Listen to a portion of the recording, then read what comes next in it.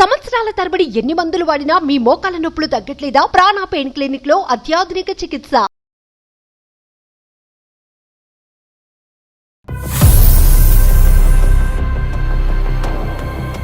ఏం అడగను కూడా అడగలేదు. నీకు ఈ పెళ్లి ఇష్టమా లేదా ఏం అడగలేదు. కాలు తీసి బయట పెట్టింది. ఓకే, అప్పుడు అర్థమైంది వీళ్ళకి తెలుసు నాకు పెళ్ళయింది అని.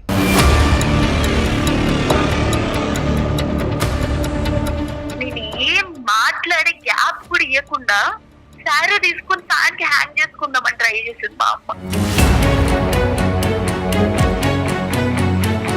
ఒక్కసారి నువ్వు చచ్చిపోతావని బెదిరించి ఆ పెళ్లి చేసింది మా అమ్మ.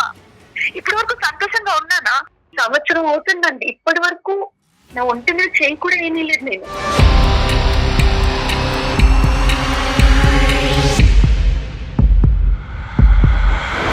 నేను ఇన్ని రోజులు మాట్లాడకపోయినా తను నా కోసం ఖచ్చితంగా వెయిట్ చేస్తూనే ఉంటాడు.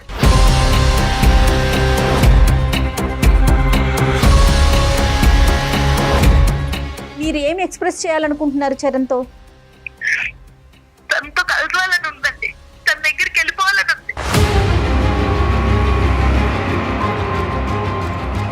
చరణ్ కోసం నేను ఇంకా వెయిట్ చేస్తున్నానని చెప్పాలని తనని మర్చిపోలేకపోతున్నాను నేను.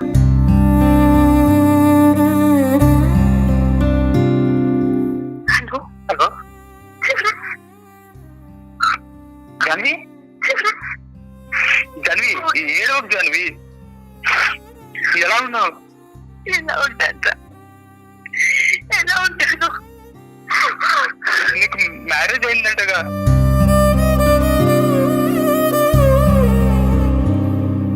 పెళ్లి అయిపోయిన తర్వాత కూడా నాతో ఒక్క మాట చెప్పాలనిపించలేదా అసలు? నేను ఇంకో పెళ్లి చేసుకున్నానని నీకు ఎలా చెప్పగలను చరణ్? చెప్పలేకపోయాను. నేను అది చెప్పలేకపోయాను.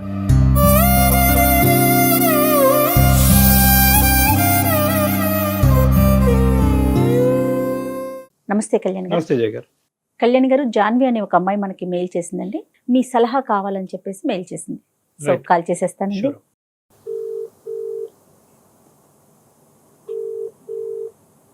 హలో, జాన్వి అండి, అవునండి. మీరెవరు?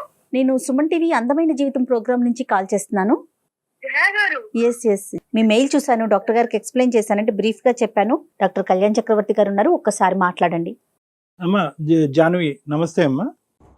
నమస్కారం డాక్టర్ గారు. చెప్పమ్మా, ఏంటి సమస్య?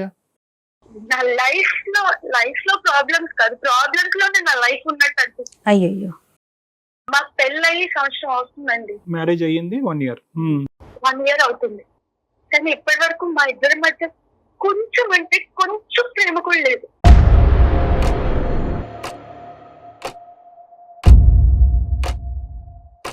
అరేంజ్డ్ మ్యారేజ్ అమ్మా? అవునండి. పెద్దలు నిర్ణయించిన పెళ్లి ఇష్టపూర్వకంగానే చేసుకున్నావా? లేదండి, ఇష్టంగా చేసుకోవాలి. లేదు. ఇష్టం లేదు కాబట్టి ఇష్టం ఇప్పుడు లేదు. దగ్గర అవలేకపోతున్నారు. ఓకే. చాలా ట్రై చేశాను, అవ్వట్లేదు నా వల్ల. నీ భర్త మంచోడేనా? చాలా చాలా మంచోడండి. రైట్. చాలా మంచి.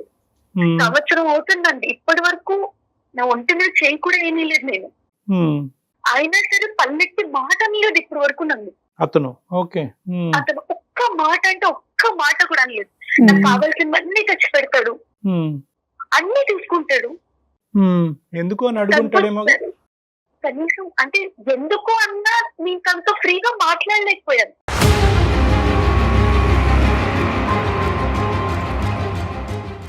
దీనికి మరి ఏంటమ్మా కారణం ఏంటి జాన్వి? నేనే అండి ప్రాబ్లం. మీరే ప్రాబ్లమా? నేనే ప్రాబ్లం. ఇష్టం లేని పెళ్లి కష్టపడి చేసుకున్నారనా ప్రాబ్లము, లేదంటే గతం ఉందా మీకేమన్నా? ఉందండి, ఒక అబ్బాయిని ప్రేమించాను నేను.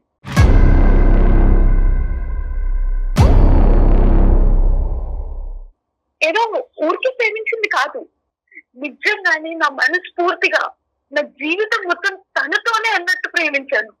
అలాంటిది ఇంకెవరో సడన్ గా వచ్చేసి తనే నీ భర్త అంటే ఎలా ప్రేమించగలుగుతాను?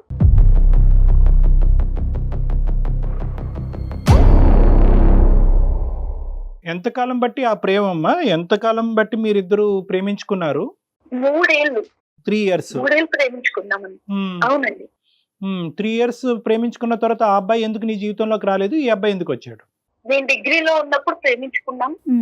మా ఇంట్లో చెప్దాం అనుకున్నాం. మాది చాలా ఆర్థోడాక్స్ ఫ్యామిలీ అండి, చాలా ఆర్థోడాక్స్ ఫ్యామిలీ. మా నాన్నగారు పెళ్లి విషయంలో చాలా స్ట్రిక్ట్. మా నాన్నగారు చెప్పిన మాటే విన్నాను. మా నాన్నగారు ఏదంటే అదే అనుకున్నాను. డిగ్రీకి ముందే ఒక సంబంధం వస్తే ఆ సంబంధాన్ని కూడా చదువు అయ్యే వరకు చేసుకోనని చెప్పి పోస్ట్ పోన్ చేశాను. కానీ తనకి జాబ్ లేదు, తనకి జాబ్ లేదు, ఫ్యామిలీ బ్యాక్గ్రౌండ్ లేదు. మేము అబౌవ్ మిడిల్ క్లాస్, తను నార్మల్ ఒక మిడిల్ క్లాస్ కన్నా కొంచెం తక్కువే. అలాంటిది ఆ పరిస్థితిలో మా పేరెంట్స్ కి చెప్పినా ఒప్పుకోరు కదా. ఇంకొన్ని రోజులు టైం తీసుకుని చెప్దాము అని అనుకున్నాం. నాకు ఇప్పటికీ ఆ డేట్ కూడా గుర్తుందండి, 2022 14th. వ్యాలంటైన్స్ డే ఏ సంవత్సరం అది? 2022 అండి. లవ్వర్స్ అంటే ఇంకా కలుసుకుంటాం కదండి వ్యాలంటైన్స్ డే కోసం. రైట్. అలాగే పార్క్ లో కలుసుకున్నాము, గిఫ్ట్స్ ఇచ్చుకున్నాము, అంతా బాగానే ఉంది అప్పటి వరకు. ఇంతలోపు 10-15 మంది ఎవరో కూడా తెలీదు మా వైపు వస్తున్నారు కూడా అర్థమయ్యేలోపు మా దగ్గరకు వచ్చేసారు. వచ్చి దబాయిపు మాట్లాడుతున్నారు, లవర్సా మీరు, లవర్సా మీరు అంటే. నిజంగానే మేము లవర్స్ కదా అని భయం లేకుండానే లవర్స్ అని. వెంటనే దండలు తీసేశారు, పెళ్లి చేసుకోమన్నారు.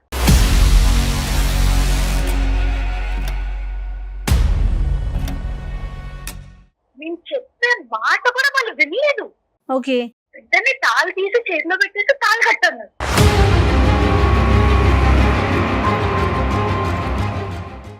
ఒకవైపు వీడియోలు తీస్తున్నారు, ఇంకోవైపు దండలు మార్చుకోమంటున్నారు, ఇంకోవైపు తాళి కట్టమన్నారు. ఏం జరుగుతుందో అర్థం కాలేదు. బెదిరింపు. ఇప్పుడు కట్టు, ప్రేమించుకోవట్లేదు, నిజంగా ప్రేమించుకోవట్లేదు అంటే ప్రేమించుకుంటున్నాం, కానీ మాకు కూడా టైం కావాలి కదా. మేము ఇంట్లో వాళ్ళకి చెప్పి అర్థమయ్యి అందరి సమక్షంలో పెళ్లి చేసుకుందాం అనుకున్నాం. మీరెప్పుడు పెళ్లి చేసుకోవాలన్నది మీ సొంత నిర్ణయం అమ్మా, వేరే వాళ్ళు ఎవరు నిర్ణయిస్తారు దాంట్లో? అది పిచ్చితనం, దౌర్జన్యం. ఒక ఆడపిల్లని నాకుండగా భయం, పెళ్లి చేసుకోవడానికి కాదు, ఇష్టపడ్డాను కదని కాదండి. మా అమ్మ వాళ్ళ సమక్షంలో కదా నా పెళ్లి జరగాల్సింది. కొన్ని రోజులు టైం తీసుకుందాం అనుకున్నాం. ఈ లోపే తాళి కట్టించేశారు, దండలు మార్చేశారు, తాళి కట్టించేశారు. కట్టించేశారండి. ఎవరు లేరమ్మా అక్కడ? సెక్యూరిటీ గానీ వేరే మనుషులు గట్టిగా అరిచిస్తే కనుక హెల్ప్ చేసే వాళ్ళు ఎవరు లేరా? ఎవరు ముందుకు రాలేదు, అందరు అక్కడే ఉన్నారు, ఎవ్వరు ముందుకు రాలేదు.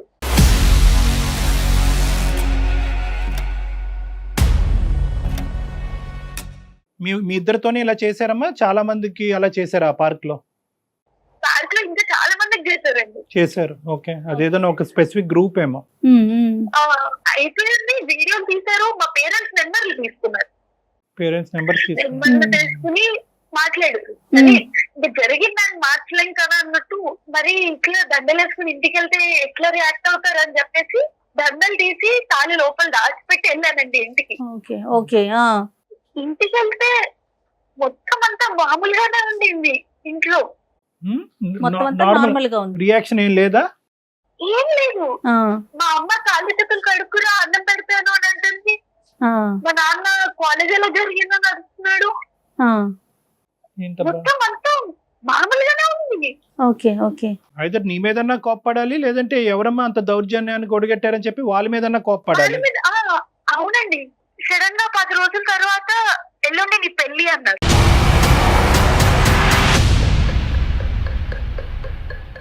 ఎల్లుండి పెళ్లి 1-2 రోజుల ముందు చెప్పారు. పెళ్లి అసలు నాకేం అర్థం కాలేదు. ఈ లోపే వాళ్ళు వెనకాలే వెడ్డింగ్ కార్డ్స్ ఇచ్చేసుకోవడము, పెళ్లి మండపం మాట్లాడేయడము మొత్తం చేసేసారు. ఏం చేయాలో అర్థం కావట్లేదు. ఇంట్లో చెప్పేద్దాము, సరే ఏది జరిగితే అది జరిగింది, ఇంట్లో చెప్పేద్దాం అనుకునే లోపు మా అమ్మ నా దగ్గరకు వచ్చి మాట్లాడారండి. ఏం ఆలోచిస్తున్నావు అంటే నేను ఏడుస్తున్నాను ఆ టైంలో. ఇంకా ఓదార్చడానికి వస్తున్నారేమో అనుకున్నాను. మా అమ్మ ఏం చేయలేదు, బెల్ల ఉన్న తాళ్ళు బయటకు తీసేసింది. అది బయటకి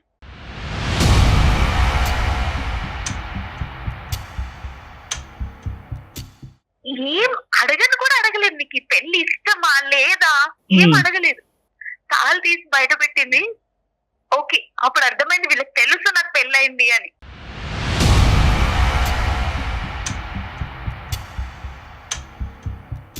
నేను ఏం మాట్లాడే గ్యాప్ కూడా ఇవ్వకుండా శారీ తీసుకుని ఫ్యాన్ కి హ్యాంగ్ చేసుకుందామని ట్రై చేసింది మా అమ్మ.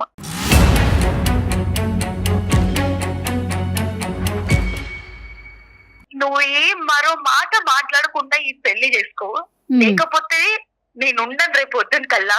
ఇంకేం మాట్లాడుతాను నేను? నోరు మూసుకుని ఆ పెళ్లి చేసుకోవడం తప్పితే వేరే ఆప్షన్ కనపడలేదండి నాకు.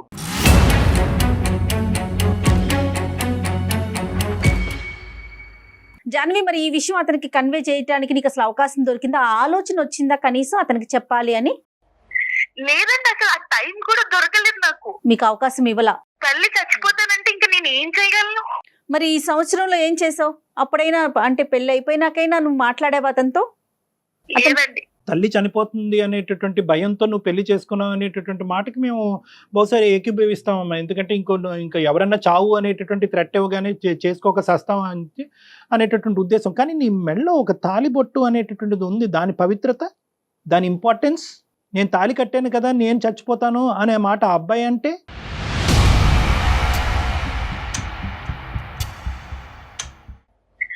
Right. I know this is a very సందిగ్ధ పరిస్థితి. ఐ నో ఇది చాలా కన్ఫ్యూజ్డ్ అండ్ కాన్ఫ్లిక్టింగ్ సిచ్యువేషన్. కానీ ఫోన్ చేయటానికి నాకు వీలు పడలేదు అండి అంటే కనుక కన్ఫెస్కేట్ చేశారమ్మా నీ ఫోన్స్ని? ఒక ఫోన్ సంపాదించి ఆ అబ్బాయికి మినిమం చెప్పడం అనేటటువంటిది నీ బాధ్యత కాదా?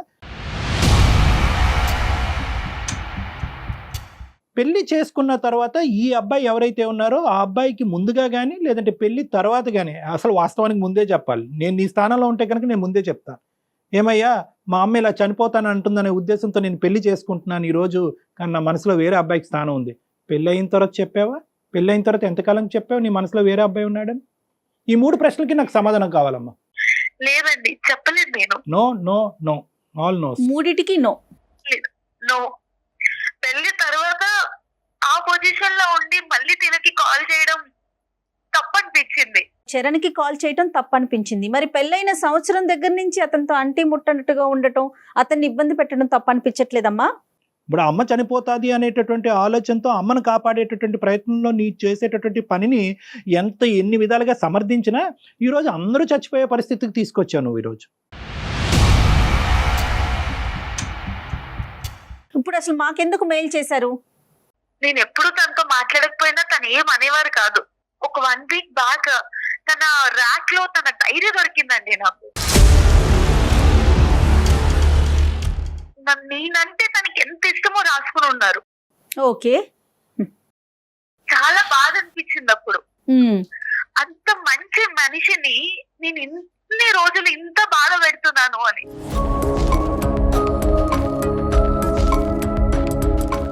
అయితే డైరీలో ఇలా కూడా రాసుకున్నారండి, మేబీ పెళ్లికి ముందు ఎవరినైనా ప్రేమించి ఉంటుందేమో, ఈ కాలంలో అందరు అమ్మాయిలకి ఇలా ఉండిందే కదా. అది కూడా తను క్యాజువల్ గా తీసుకున్నాడు. అవునండి. కొన్ని రోజులకి మారుతుందేమో, ఎప్పటికైనా తనతో ప్రేమగా మాట్లాడతానేమో అనే ఆశతో ఉన్నారని అర్థమైంది నాకు.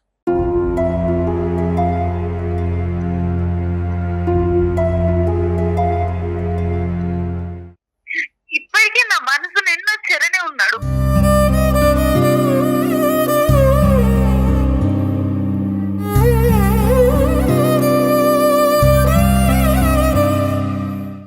నువ్వు ఒక విధమైనటువంటి సందిగ్ధ పరిస్థితిలో ఉన్నావు. You don't have answers to many people. ఈ అబ్బాయి డైరీ చూసేంత వరకు ఈ అబ్బాయి ఏమనుకుంటున్నాడో నీకు తెలియదు, మంచోడు అని తప్ప ఈ అబ్బాయికి కూడా నీకు ఆల్రెడీ నీకు మనసులో వేరే అబ్బాయి ఉన్నాడు అనేటటువంటి ఆలోచన, నువ్వంటే ఈ స్థాయి ప్రేమ ఉందనే తెలియదు.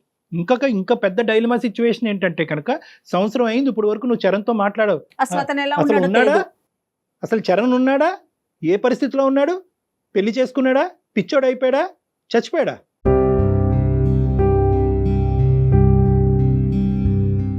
You are selfish in protecting your own rights.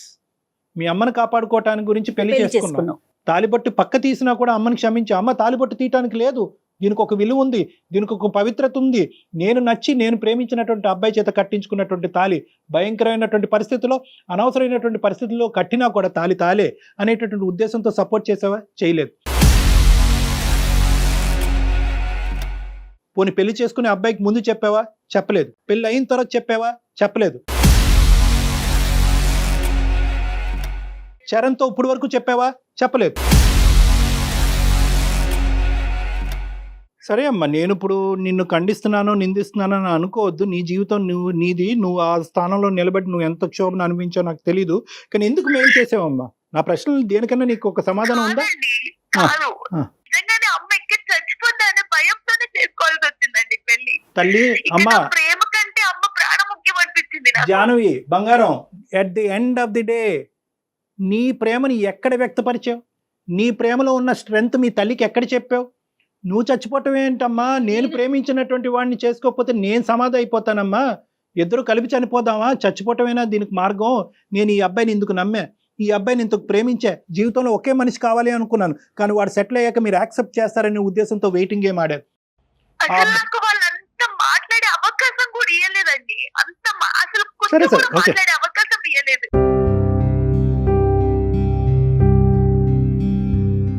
అంటే భయపడింది అంటారా? అంటే చరణ్కి చెప్తే తను ఎలా రిసీవ్ చేసుకుంటాడో, తన మీద ఉన్న ప్రేమ పోతుందో, అట్లా ఏమైనా ఆలోచించావా జాన్వి?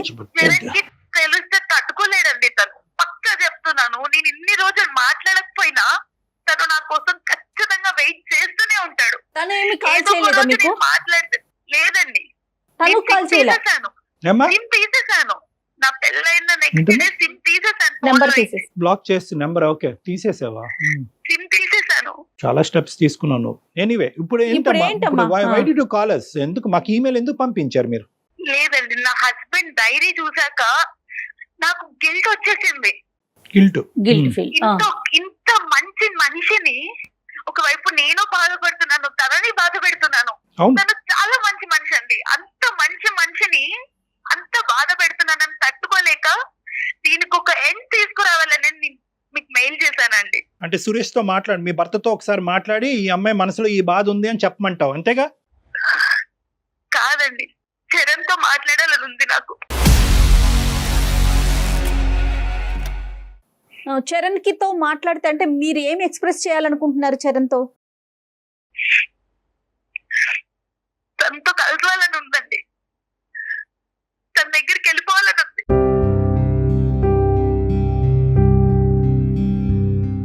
సురేష్ అని నీ భర్తని కాపాడాలి, అటువైపు చరణ్తో ఏం చెప్పాలమ్మా మేము? మా ద్వారా ఏం చెప్పాలని అనుకుంటున్నావు? చరణ్ కోసం నేను ఇంకా వెయిట్ చేస్తున్నానని చెప్పాలి. తనని మర్చిపోలేకపోతున్నాను నేను.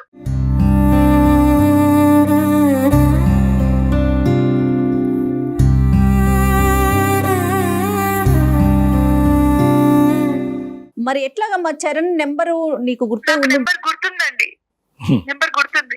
రైట్, ఒకసారి మరి కాల్ కనెక్ట్ చేస్తావా? తప్పకుండా. అబ్బాయి ఉన్నాడా?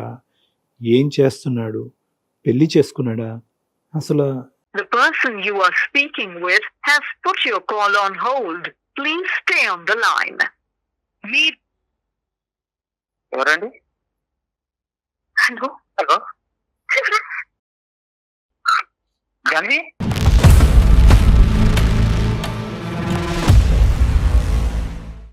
జాన్వి ఎలా ఉన్నావు జాన్వి? ఏడవకు జాన్వి, ఏడవకు జాన్వి. హలో జాన్వి, ఏడవకు జాన్వి.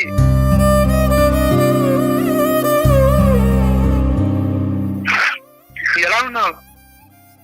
ఎలా ఉంటాను, ఎలా ఉంటాను? అసలు ఏమైపోవాలి జాన్వి, ఏమైపోవాలి అసలు? నీకు మ్యారేజ్ అయిందంటగా?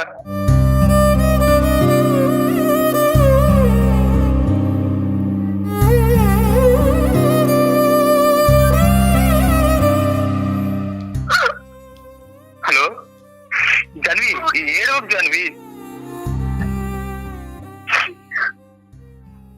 హలో ఎలా ఉన్నావురా?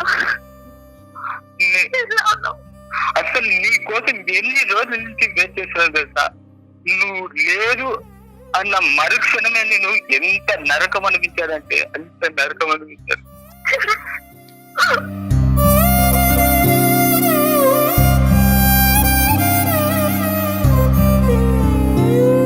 నీ కాల్ వస్తుంది మాట్లాడదాము అని ఎన్ని రోజులు వెయిట్ చేశానో తెలుసా? అసలు ఒక రకంగా పిచ్చోనైపోయాను. నీకు తెలుసో లేదు, నాకు డ్రింకింగ్ లేదు, డ్రింకింగ్ అలవాటు కూడా లేదు, కానీ దాంతో పాటు ఆ అలవాటు కూడా చేసుకోవాల్సి వస్తుంది తెలుసా? అసలు అసలు సంవత్సరం నుంచి నాతో మాట్లాడాలనిపించలేదా నీకు? ఎందుకు అనిపించారు నీకు తెలియాలా? అంటే నన్ను మర్చిపోయా జాన్వి. చాలా నరకంలో ఉండేది చరణ్ నాకు.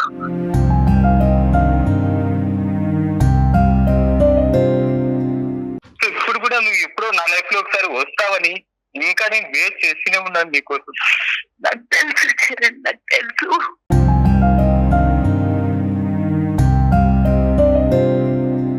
పెళ్ళైపోయిన తర్వాత కూడా నాతో ఒక్క మాట చెప్పాలనిపించలేదా అసలు? నేను ఇంకో పెళ్లి చేసుకున్నానని నీకు ఎలా చెప్పగలను చరణ్? చెప్పలేకపోయాను, నేను అది చెప్పలేకపోయాను.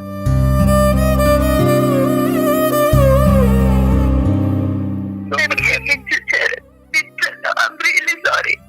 I'm really sorry. నువ్వు నా కోసం వెయిట్ చేస్తావని నాకు తెలుసు.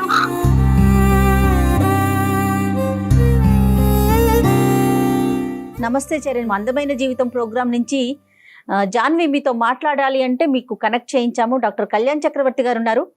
వి feel very sorry for you.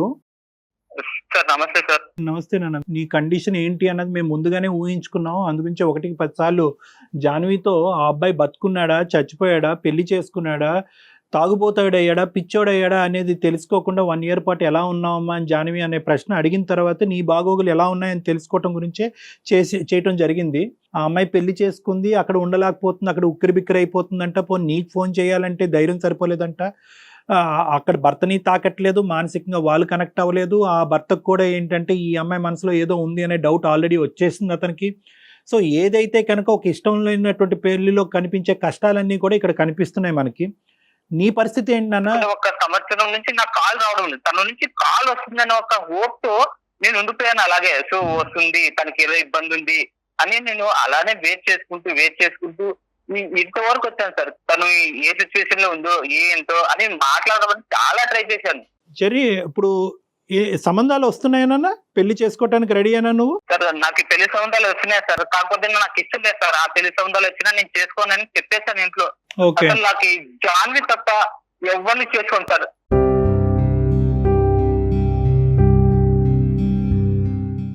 Janhvi ఏంటమ్మా, ఏం చెప్దాం అనుకున్నావు? కాల్ చేయండి సంవత్సరం బట్టి వెయిట్ చేస్తున్నాను అన్నావు కదా. కాలు కలిసింది, మనిషి మాట్లాడాడు, పరిస్థితి అర్థమైంది. ఏంటి నీ ఉద్దేశం? నేను వెళ్ళిపోతానండి చరణ్ దగ్గరికి.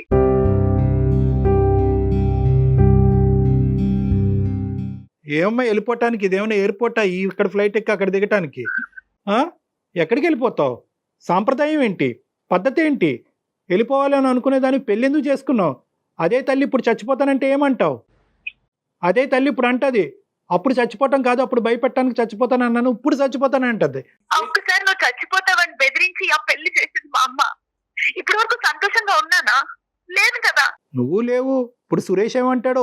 ఇప్పుడు నువ్వు బయటకు వచ్చేస్తాను అంటే కనుక ఇదేదో ఎంట్రీ ఎగ్జిట్ ఒకే చాటు ఉన్నట్టుగా మాట్లాడుతున్నావు. ఇందులో సామాజిక పరమైన అంశాలు ఉంటాయి, కుటుంబపరమైనటువంటి అంశాలు ఉంటాయి, లీగల్ అంశాలు ఉంటాయి, చట్టరీత్యా అంశాలు ఉంటాయి. ఇక్కడ చాలా కీలకమైనటువంటి జంక్చర్లో ఉన్నారు మీరు నిజంగా చెప్పాలి అంటే కనుక మీ పిల్లతనం పోలేదు ఇద్దరిలో కూడా. సురేష్కి ఎవరు చెప్తారు, ఏమని చెప్తావు, ఎలా చెప్తావు, ఎలా సురేష్కి అర్థమయ్యేటట్టు చెప్తావు అనేది కూడా ఇక్కడ ఇంపార్టెంట్. నువ్వు చెప్పగలవా, మమ్మల్ని చెప్పమంటావా? నేను చెప్పలేనండి. మా తల్లిదండ్రులకైతే నేను చెప్తాను, మీరు చేసిన పెళ్లితో నేను సంతోషంగా లేను. ఈ వల్ల ఈ సంవత్సరం నేను చాలా బాధపడ్డాను. ఓకే. నేను ఒకరిని ప్రేమిస్తున్నాను, నేను వాడితోనే ఉండాలనుకుంటున్నాను, వాడు నా కోసం పిచ్చోడైపోతున్నాడు. నేను చెప్తాను. మరి సురేష్ కమ్మా? డాక్టర్ గారు, మీ చేతులెత్తి దండం పెడుతున్నాను, నేను మీ దగ్గరికి తీసుకొస్తాను. మీరే చెప్పాలి ప్లీజ్. నీ తల్లిదండ్రులకైతే నేను చెప్పుకుంటానండి. ఇంతకుముందు మనసు విప్పు వాళ్ళకి చెప్పుకోలేను కాబట్టి ఈ రోజు బాధ్యత బరువు నా నెత్తి మీద పడింది కాబట్టి నేను చేసినటువంటి తప్పు నేను సరిదిద్దుకోవాలి కాబట్టి నా తల్లిదండ్రులు నేను చెప్తాను. ఎందుకంటే మీ తల్లిదండ్రులకి నువ్వు చెప్పుకునే ర్యాపో, ఆ ఇండిపెండెన్స్, ఆ ఫ్రీడమ్ నీకు ఉంది కాబట్టి, ఆల్రెడీ ఈ అంశం వాళ్ళకి తెలుసు కాబట్టి నీ జాబ్ చాలా ఈజీ. అన్యం పుణ్యం ఎరగినటువంటి సురేష్ జీవితం నాశనం చేయడానికి మూలకారకులు ఎవరన్నా ఉన్నారంటే అది నువ్వే. ఈ మాట అంటానికి నేను అస్సలు సంకోచించను, అస్సలు బాధపడను. ఎందుకు ఆ అబ్బాయి ఏం తప్పు చేశాడని చెప్పి నిన్ను గుడ్డిగా పెళ్లి చేసుకున్నాడు, నువ్వే జీవితం అన్నట్టుగా డైరీలో రాసుకున్నాడు.